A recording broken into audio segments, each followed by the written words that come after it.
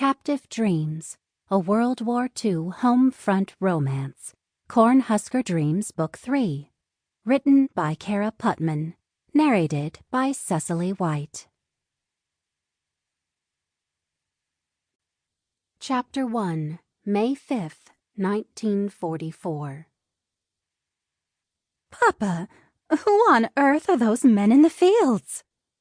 Anna Goodman swiped her hair from inside her jacket collar as she stared past her father's age-sloped shoulder as he hunched in his chair next to the kitchen window.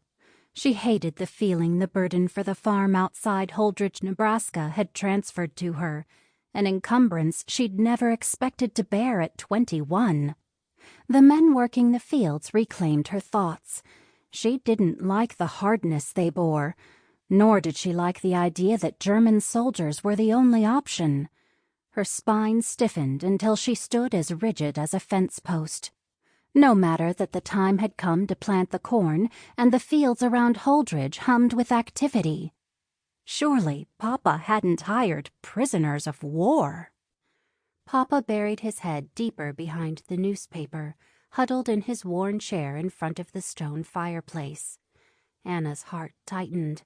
She'd been gone only 5 days, yet he'd aged at least 10 years. Papa, look at me, please. Her words whined until she tightened her lips against more. The paper rustled, and Anna longed to rip the shield from him, force him to look at her. Instead, she sighed. His hair might look grayer where it peeked over the paper, but he remained as stubborn as Betsy, the mule he refused to give away. Mama's red and white checked curtains didn't bring a smile to her face this time.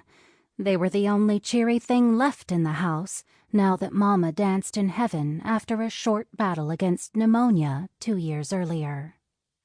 The inside of the house could only be called a shambles, dirty dishes stacked all over the table and old papers strewn beside his chair where Papa dropped them. Her nose wrinkled at the smell of stale sausage and spoiled food. Papa hadn't even scraped it into the slop pan.